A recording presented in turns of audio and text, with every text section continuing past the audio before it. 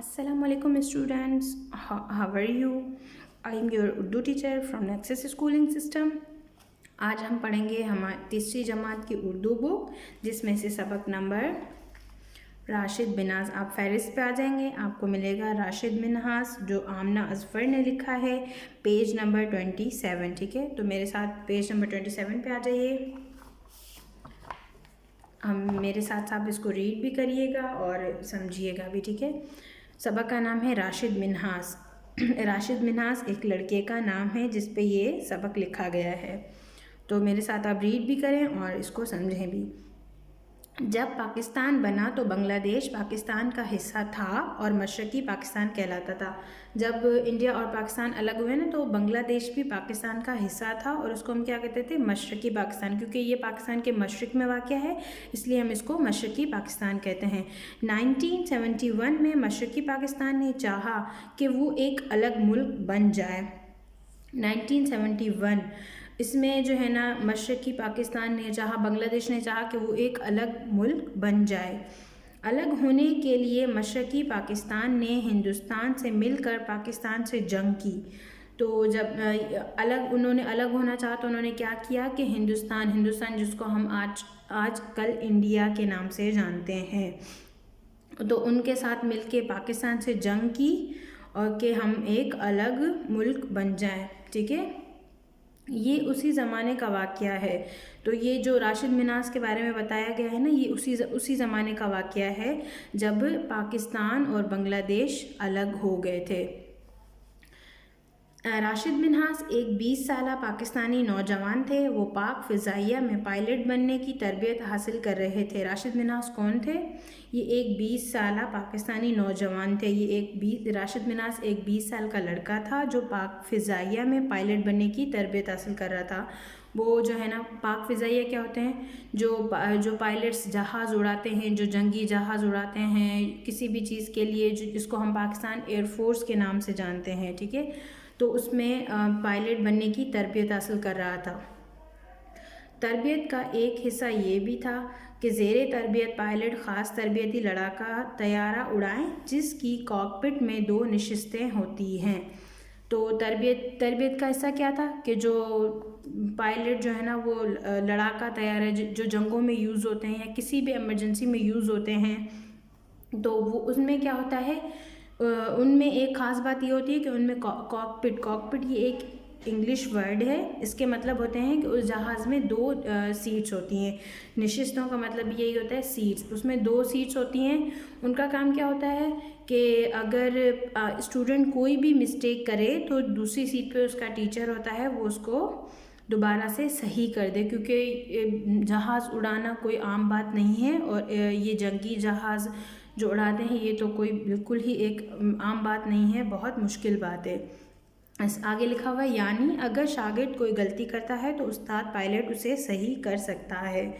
ठीक है, इसमें 2 सीट्स होती हैं, ये आप याद रखिएगा कि कॉकपिट का मतलब होता है उसमें 2 सीट्स होना, जिस पे एक स्टूडेंट और एक टीचर होता है। अगर स्टूडेंट कोई मिस्टेक करे तो टीचर उसको दुरुस्त कर सके। ठीक है, उसके बाद नीचे आ जाइए।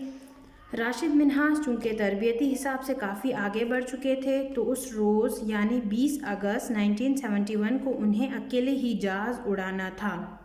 राशिद मिन्हास क्या करते थे कि वो एक अच्छे स्टूडेंट थे, उनको बहुत जल्दी समझ आ गया सब। तो उस दिन 20 अगस्त ये डेट दी गई है कि वो जो है ना, 20 अगस्त को उनको तैयारा उड़ाना था और अकेले ही उड़ाना था, क्योंकि वो बहुत अच्छे तरीके से इसको सीख चुके थे।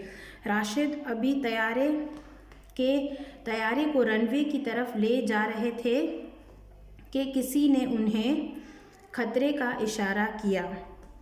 तो जो है ना, राशिद क्या कर रहे थे कि अभी रनवे का मतलब होता है कि आप एयरपोर्ट जाते हैं, वहाँ पे जहाज़ खड़े होते हैं, तो उनका एक रोड बना होता है जहाँ पहले जहाज़ जो है ना अपने टायर्स के ज़रिए चलता है, उसके बाद फ्लाई करता है। तो जिस रोड पे चलता है तो उसको हम क्या कहते हैं, रनवे। ठीक है, तो जैसे ही राशिद मिन्हास जहाज़ को रनवे की तरफ ले जा रहे थे तो उन्हें किसी ने खतरे का इशारा किया। इशारा करने वाला मतियुर रहमान था, जिसका शुमार सबसे अच्छे उस्ताद पायलटों में होता है। मतियुर रहमान का ताल्लुक़ मशरक़ी पाकिस्तान से था। ठीक है, तो जब उनको इशारा किया कि ख़तरे का इशारा किया तो वो समझे कि शायद जहाज़ में कोई मसला है। और इशारा भी उनके जो है ना वो टीचर ने किया था, उनका नाम था मतियुर रहमान, जो कि उस टाइम के बहुत अच्छे टीचर हुआ करते थे। ठीक है, तो उन्होंने इशारा किया तो, और वो उनका जो है ना वो ताल्लुक़ कहाँ से था, मतियुर रहमान का मशरक़ी पाकिस्तान से। ठीक है, मशरक़ी पाकिस्तान। उसके बाद नीचे आ जाइए। राशिद ने हवाई जहाज़ रोका और ख़तरे का सबब मालूम करने के लिए कॉकपिट खोली। कॉकपिट खुलते ही मतियुर रहमान ने रुमाल में दवा लगाकर राशिद को बेहोश करने की कोशिश की।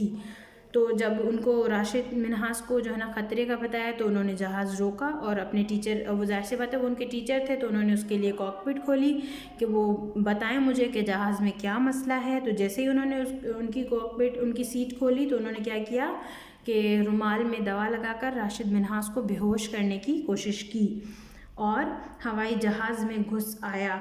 साथ ही उसने बाहर खड़े अपने साथियों से कहा, उन्होंने क्या किया, राशिद मिन्हास को बेहोश करने की कोशिश की और जहाज़ में आ गया। और साथ क्या किया कि जो ना मतियुर रहमान ने अपने उनके जो बाहर साथी खड़े हुए थे उनसे कहा, मैं जहाज़ हिंदुस्तान ले जा रहा हूँ, मेरे घर वालों को लेकर हिंदुस्तानी सिफारत खाने चले जाना, वो तुम्हें पनाह दे देंगे। ठीक है, उन्होंने अपने जो उनके जो दोस्त थे उनसे कहा कि मैं ये जहाज़ को जो है ना हिंदुस्तान यानी इंडिया लेके जा रहा हूँ और जो है ना आप मेरे घर वालों को हिंदुस्तानी सिफारत खाने क्या होते हैं? सिफारत खाने वो होते हैं जिनमें जैसे हर मुल्क में किसी न दूसरे मुल्क का एक सिफारत खाना होता है, जहाँ पे दूसरे मुल्कों से जैसे हम कांटेक्ट करते हैं, किसी चीज़ का बोलना होता है या कोई भी चीज़ अप्रूव करते हैं कुछ भी, तो वहाँ के उस मुल्क के लोग मौजूद होते हैं उस जगह पे, तो उस जगह को हम कहते हैं सिफारत खाने। ठीक है, तो उन्होंने कहा कि आप मेरे घर वालों को लेके सिफारत खाने चले जाए तो वो आपको पनाह दे देंगे, क्योंकि वहाँ पे हिंदुस्तान के ही लोग होंगे ना, वो उनका सिफारत खाना था। उसके बाद है मतियुर रहमान जहाज़ उड़ाने लगा। इधर राशिद ने, जिन्हें थोड़ा बहुत होश था, अपनी कॉकपिट से कंट्रोल टावर को बताया कि तैयारे को अगवा किया जा रहा है। तो जो है ना मतियुर रहमान ने क्या किया कि वो जहाज़ उड़ाया और उसको लेके जाने लगा हिंदुस्तान। तो राशिद मिन्हास को थोड़ा थोड़ा होश था, उन्होंने क्या किया कि अपनी सीट से कंट्रोल टावर को बताया कि जहाज़ को अगवा किया जा रहा है, जहाज़ को कहीं और मुल्क लेके जाया जा रहा है। कंट्रोल टावर ने राशिद को हिदायत दी कि हवाई जहाज़ को अगवा होने से रोकने की पूरी कोशिश की जाए। ठीक है, तो कंट्रोल टावर ने क्या किया, कंट्रोल टावर क्या होता है, कंट्रोल टावर ये होता है कि कोई भी जहाज़ जिसमें कोई ख़राबी आ जाती है या कोई ऊपर फ्लाई करने में कोई इशू आ जाता है या उनको पता नहीं होता कि रनवे खाली है नहीं है, जहाज़ को कब लैंड करवाना है, कहाँ लैंड करवाना है, किस एयरपोर्ट पे, कुछ भी, तो वो सब मामला जो है ना वो कंट्रोल टावर में तय होते हैं। ठीक है, तो उन्होंने जब कंट्रोल टावर को ये बात पता चली तो उन्होंने राशिद को हिदायत दी कि पूरी कोशिश करें लेकिन जहाज़ को अगवा होने से बचाया जाए, क्योंकि अगर जहाज़ को अगवा कर लिया गया तो उस हर जहाज़ में बहुत इन्फॉर्मेशन होती है। अगर वो जहाज़ हिंदुस्तान चला जाता तो पाकिस्तान की बहुत सारी इन्फॉर्मेशन भी हिंदुस्तान के पास चली जाती। इन्फॉर्मेशन का मतलब है मालूमात। ठीक है, पाक फ़िज़ाइया ने अगवा शुदा हवाई जहाज़ की तलाश में दूसरे तैयारे भेजे और उड़ते हुए हवाई जहाज़ रडार पर नज़र आ जाते हैं। तो जब उन कंट्रोल टावर को पता चला तो उन्होंने क्या किया कि बहुत सारे जो है ना और तैयारे जहाज़ भेजे उनको ढूंढने के लिए। तो जब रडार पर, मतलब उनकी एक स्क्रीन होती है, वहाँ पे जो है ना जो भी जहाज़ फ्लाई कर रहा होता है वो नज़र आ जाता है कि ये जहाज़ यहाँ पे फ्लाई कर रहा है, तो वो सब उनको ढूंढने के लिए निकल गए। बात ये थी कि तजर्बाकार पायलट मतियुर रहमान हवाई जहाज़ को ज़मीन से बहुत करीब यानी 30 या 40 फीट ऊपर उड़ा रहा था, जिसे जहाज़ की उड़ान इतनी नीचे हुई हो और वो रडार पर नज़र नहीं आता। तो मतियुर रहमान को ये बात पता थी कि अगर ये कंट्रोल टावर तक बात पहुंच गई तो वो जाहिर सी बात है वो अपने तैयारे को बचाने के लिए दूसरे तैयारों को भेजेंगे और जहाज़ उड़ता है ऊपर तो रडार पर नज़र आ जाता है। लेकिन वो एक बहुत अच्छे उस्ताद थे, उनके पायलट भी थे, एक अच्छे उस्ताद भी थे, तो उनको पता था कि जो है ना जहाज़ को ज़मीन से करीब जो है ना वो फ्लाई करवाना है, मतलब 30 या 40 फीट के ऊपर अगर वो फ्लाई करेगा ना तो वो रडार पर नज़र नहीं आएगा। अगर वो ऊंचाई पर फ्लाई करेगा तो फिर वो रडार पर नज़र आएगा। तो उन्होंने क्या किया कि जहाज़ को बिल्कुल ज़मीन जो है ना वो 30 या 40 फीट के ऊपर जो है ना उसको फ्लाई करवाया, तो जिसकी वजह से जहाज़ रडार पर नज़र नहीं आया। राशिद तैयारे को ऊपर ले जाने की कोशिश करते मगर मतीउर रहमान फ़ौरन उसे नीचे ले आता। राशिद क्या करता, उसको ऊपर ले जाने की कोशिश करता, लेकिन मतीउर रहमान बहुत होशियार थे, तो वो क्या करते, फिर उसको नीचे ले आते। राशिद अब और कुछ नहीं कर सकते थे, मतीउर रहमान उनसे ज़्यादा माहिर और बहुत ताकतवर था। राशिद मिन्हास कुछ नहीं कर सकते थे क्योंकि मतीउर रहमान उनके टीचर बहुत अच्छे, जाहिर सी बात है उनका ज़्यादा एक्सपीरियंस था, उनको सब पता था, तो वो जो है ना उनके सामने कुछ नहीं कर सकते थे। वो ज़्यादा ज़हीन थे, ताकतवर भी थे। उसके बाद हवाई जहाज़ उड़ाने में उसका तजर्बा राशिद से कहीं ज़्यादा था और उस वक्त तो उसके पास पिस्तौल भी थी। अब क्या था कि वो राशिद मिन्हास के हिसाब से तो वो ज़्यादा उनके पास तजर्बा था, उनको पता था कैसे फ्लाई करवाना है, जब भी तो वो बिल्कुल ज़मीन के करीब उसको जो है ना उड़ा रहे थे ताकि वो रडार पर नज़र ना आए। और उस वक्त उनके पास पिस्तौल हथियार जिनको हम गन कहते हैं, ठीक है, वो भी थी, तो उस टाइम तो राशिद कुछ भी नहीं कर सकते थे। हाँ, अगर राशिद चाहते तो जान बचाने का एक तरीका था, वो मतीउर रहमान से तय कर सकते थे कि अगर वो जहाज़ हिंदुस्तान ले जाने दें तो हिंदुस्तान में उनसे अच्छा सलूक होगा और इनाम इकराम भी मिलेगा, ठीक है। हाँ, एक तरीका ये था कि राशिद अगर चाहते मतीउर रहमान के साथ तो वो ये तय कर सकते थे कि हाँ, अगर आपको जहाज़ लेके जाना है तो आप हिंदुस्तान ले जाइए, लेकिन जो है ना उन्हें वहाँ पे कुछ नहीं किया जाएगा और उनके साथ अच्छा सलूक किया जाएगा, उनसे अच्छे से पेश आया जाएगा और उन्हें इनाम व इकराम से नवाजा जाएगा, ठीक है। उन्हें इसका मेडल भी दिया जाएगा, मगर उन्होंने ऐसा नहीं किया। काफ़ी कोशिश के बाद उन्होंने हवाई जहाज़ का रुख ज़मीन की तरफ मोड़ दिया। ज़मीन इतनी करीब थी कि मतीउर रहमान को हवाई जहाज़ की सिमत बदलने का मौका नहीं मिला। फिर आखिरकार उन्होंने क्या किया कि जहाज़ ऊपर तो नहीं जा रहा, तो अब क्या करें, ना उनको हिंदुस्तान तो वो जहाज़ लेके जाने दे नहीं सकते थे, वरना पाकिस्तान की बहुत सारी ऐसी मालूमात थी जो हिंदुस्तान के हाथ लग जाती। तो उन्होंने क्या किया कि जो है ना तैयारे का रुख जो है ना वो ज़मीन की तरफ मोड़ दिया। एक तो वैसे तैयारा ज़मीन से बहुत कम ऊंचाई पर उड़ रहा था, तो उन्होंने जब उनका रुख नीचे किया तो मतीउर रहमान उसको कंट्रोल नहीं कर पाए, क्योंकि इतना टाइम तो नहीं होता कि जो है ना, और वो एक जहाज़ है वो तो, और ज़मीन की तरफ तो वैसे ही ग्रेविटी मौजूद होती है ज़मीन में जो हर चीज़ अपनी तरफ अट्रैक्ट करती है, ठीक है। तो उन्होंने क्या किया कि जहाज़ का रुख ज़मीन की तरफ मोड़ दिया और मतीउर रहमान को भी जो है ना वो सिम का मतलब है कि रुख बदलने का मौका नहीं मिला। तैयारा ज़मीन पर आ गिरा और गिरते ही ज़बरदस्त धमाके से फट गया। और क्या हुआ कि वो जो है ना तैयारा ज़मीन पर आके गिरा और गिरते साथ क्या हो गया, तबाह हो गया। उस्ताद और शागिर्द एक लम्हे में ख़त्म हो गए, मगर जीत उस 20 साला नौजवान की हुई जिसने अपने वतन की खातिर अपनी जान कुर्बान कर दी। तो जब वो जहाज़, जाहिर सी बात है अब इतनी ऊपर से जहाज़ गिरेगा तो बचने का तो कोई सवाल ही पैदा नहीं होता। तो जो है ना वो उस्ताद और शागिर्द दोनों क्या हुए, अपनी जान से हार गए, ठीक है। और लेकिन जीत किसकी हुई, राशिद मिन्हास की, उस 20 साला नौजवान की हुई जिसने अपने वतन के खातिर जो है ना अपनी जान कुर्बान कर दी। उसने तैयारे को जो है ना वो तबाह कर दिया, लेकिन किसी और मुल्क ले जाने नहीं दिया। राशिद मिन्हास को उनकी शहादत के बाद बहादुरी का सबसे बड़ा तमगा यानी निशान हैदर दिया गया। जब राशिद मिन्हास ने उनकी वजह उन्होंने वतन के लिए अपनी जान दे दी, तो उन्हें क्या किया, जो हुकूमत पाकिस्तान ने निशान हैदर दिया। ये जो है ना वो बहुत बड़ा, सबसे बड़ा फ़ौजी एजाज़ है जो उनको दिया गया, ठीक है। फिर इसके बाद ये लिखा होगा, नोट, जिस मुल्क से लड़ाई हो ज़रूरी नहीं कि वो हमेशा के लिए हमारा दुश्मन बन जाए। मसलन बांग्लादेश का शुमार अब हमारे दोस्त ममालिक में होता है। लड़ाई सिर्फ उस वक्त करनी चाहिए जब ख़तरा किसी और तरह से ना टल सकता हो। इसमें बताया गया है कि देखें, अब उस टाइम मशरक़ी जो बांग्लादेश है वो अलग हो गया था पाकिस्तान से जंग करके, इंडिया के साथ मिलके। तो इसका ये मतलब नहीं है कि वो आज भी हमारा दुश्मन है या हमारी आज भी उससे लड़ाई चल रही है, ऐसा नहीं है।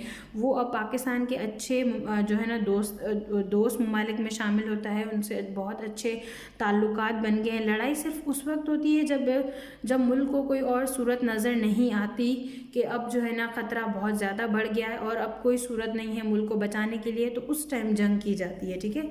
उसके बाद जो है ना मश्क पे आ जाइए। मश्क पे लिखा है, तरबियती लड़ाका तैयारों में कौन सी खास बात होती है जो आम लड़ाका तैयारों में नहीं होती?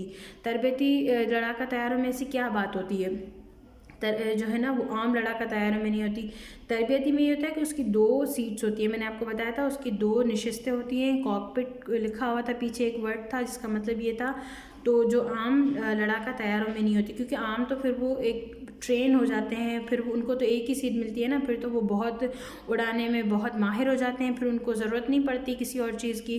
तो आम लड़ाका तैयारों में वो एक सीट होती है और तरबियती लड़ाका तैयारों में 2 सीट्स होती हैं, जहाँ पे एक स्टूडेंट एक सीट पे होता है और दूसरी सीट पे जो है ना टीचर। ठीक है, ये सवाल मैंने आपको समझा दिए हैं, ये आपने खुद अब जो है ना इनको हल करके आना है। ठीक है, मैं आपको दूसरा भी पढ़ के बता देती हूँ।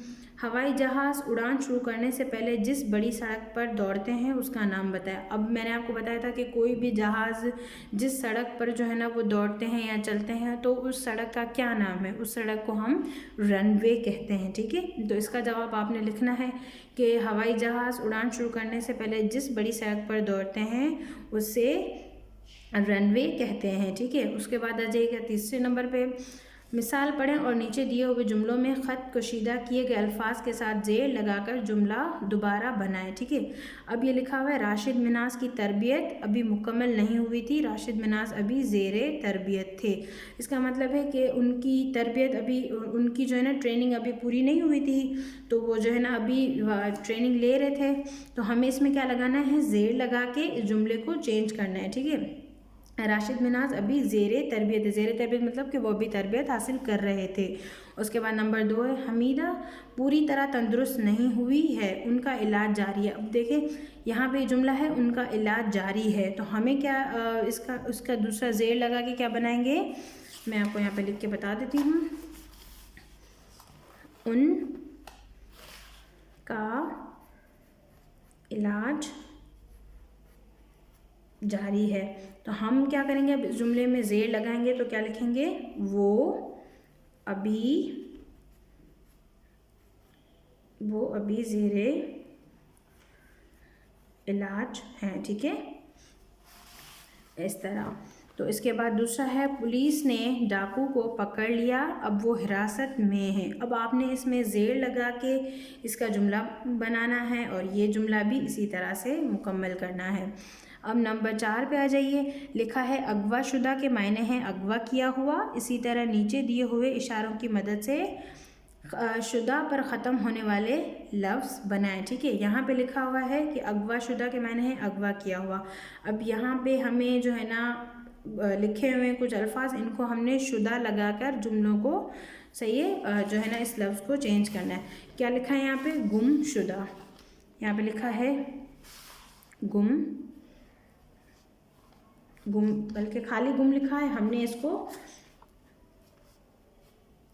जो गुम हो गया। ठीक है, अब हमने इसको शुदा लगाना है। क्या करेंगे हम?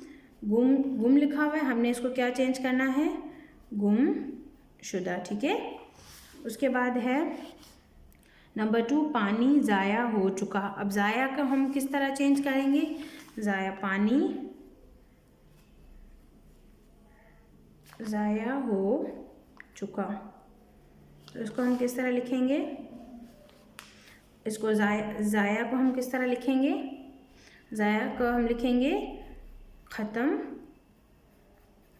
शुदा। ठीक है, ख़त्म शुदा।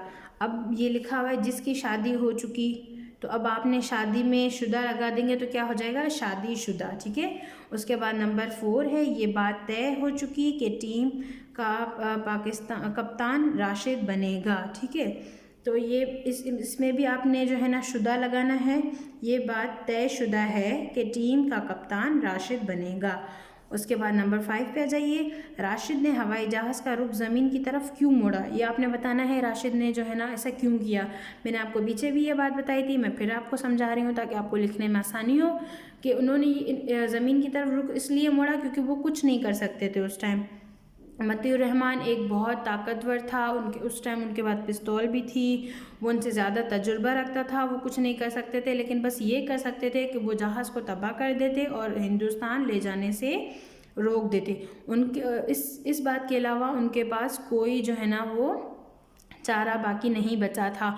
उन्होंने मुल्क के लिए अपनी जान दी और जो है ना अपने जो है ना तैयारे को जो है ना वो पाकिस्तान के लिए अपनी जान दी और अपने तैयारे को हिंदुस्तान ले जाने से बचाया और उसको तबाह कर दिया। ठीक है, अब नंबर 6 पे आ जाइए। इन सब के बारे में 2 या 3 जुमले लिखें।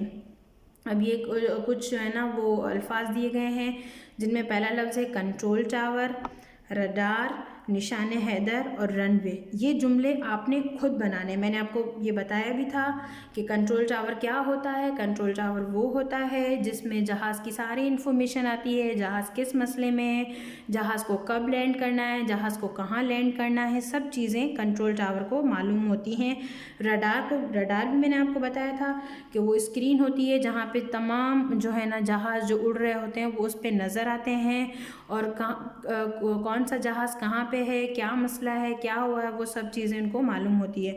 निशान हैदर एक जो है ना जो हुकूमत पाकिस्तान की तरफ से जो है ना वो दिया जाता है। ये बहुत बड़ा एज़ाज़ है, सबसे बड़ा एज़ाज़ है जो लोग पाकिस्तान के लिए अपनी जान कुर्बान कर देते हैं। ठीक है, ये उनको दिया जाता है। रनवे क्या होता है? जिस सड़क पर तैयारे दौड़ते हैं हम उन्हें क्या कहते हैं? रनवे कहते हैं। अब ये जुमले आपने खुद बना के आने हैं। ठीक है, और अगर आपको कोई मसला हो तो आप स्कूल आ सकते हैं, हमसे रब्ता कर सकते हैं। आपका स्कूल खुला हुआ है। ठीक है बच्चों, और इस काम को बहुत ध्यान से बहुत समझ के कीजिएगा ताकि कोई गलती ना हो। अगर फिर भी कोई मसला हो तो आप स्कूल आके रब्ता कर सकते हैं। ठीक है, अल्लाह हाफिज़।